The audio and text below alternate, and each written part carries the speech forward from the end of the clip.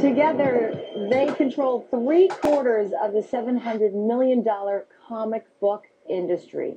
And their roster of popular superheroes and heroines reads like a who's who of comic book royalty. Now, of course, we're talking about DC Comics and Marvel Comics. DC is the home of Batman and Superman. Now, Marvel is the home of Iron Man and Spider-Man, but their comic book rivalry started way before Hollywood studios put their names in light, and Alexis Glick has a look at the rivalry between these two.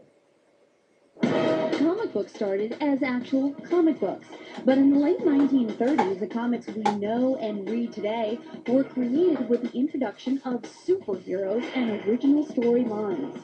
Marvel, originally called Timely Publications, put out its first issue in 1939, followed by Captain America, still the best-selling comic today. At the same time, DC Comics, first known as National Comics, was taking part in the golden age of comics with the debut of the Man of Steel in 1938, followed by popular Caped Crusaders including Batman and Robin and Wonder Woman. Struggling to keep up with DC's perfect characters, rival Marvel and creator Stan Lee developed the Fantastic Four in 1961, followed by anti-heroes the Hulk, Spider-Man, and Iron Man. In the 1980s, Marvel's and DC's characters turned darker and sales started falling. The bottom fell out in 1996 when Marvel filed for bankruptcy. But in 2000, Marvel's X-Men series came to the rescue, reviving blockbuster comic book adaptations and reigniting the industry. Now, the $700 million fantasy world and the nation's 3,500 comic book stores are buzzing once again. Marvel commands almost 45% of sales and is number one on the shelves and on the screen. This summer, the comic giant released its first independently produced film, Iron Man, the top earner at the box office this year with $313 million and growing. And this week, it's DC's turn when Warner Brothers' Batman the Dark Knight flies into theaters. Which superhero is left standing may be the next chapter in this must-read rivalry. Wow, that was cool. Now it's right over to Alexis Glick for a look at this rivalry. All right, thank you so much, Nicole. I'm here with Mitch Cutler, owner of St. Mark's Comics here in New York City, and Michael Stone, a licensing expert and CEO of Beanstalk Group. Welcome to the two of you. Thanks so much for joining me. Thank you.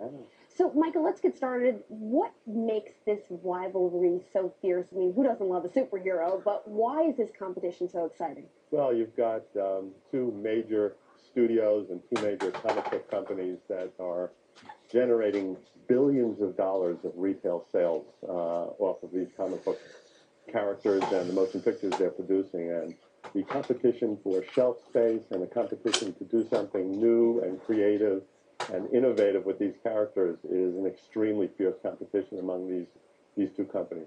You know, Mitch, DC Comics has a lot of great superheroes. We just talked about a lot of them, and yet Marvel just appears to be, moving away, leading the race aggressively. I mean, I know they just recently did Iron Man, which was a huge success.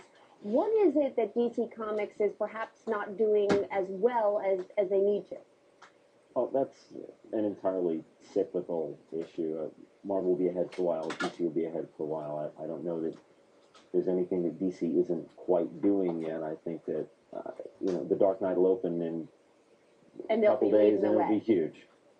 But on the other hand, Mitch, I mean, you own comic book stores, and you also know what's been going on the bookshelves, or on the comic book shelves, I should say, for Marvel. And this past year, I mean, 2007 was a great record year for them. They're definitely doing something smart in terms of their graphic novels, their comic books. Tell me about that.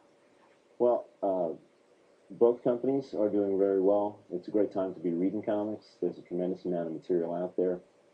Marvel has not only been putting out some terrific new material, but they've realized that they can go back to the well and maybe bring back some things that hadn't been available for a long time. They're putting out a whole line of graphic novels that reprint some of their classic stories. And so they have the new material and they have the old material.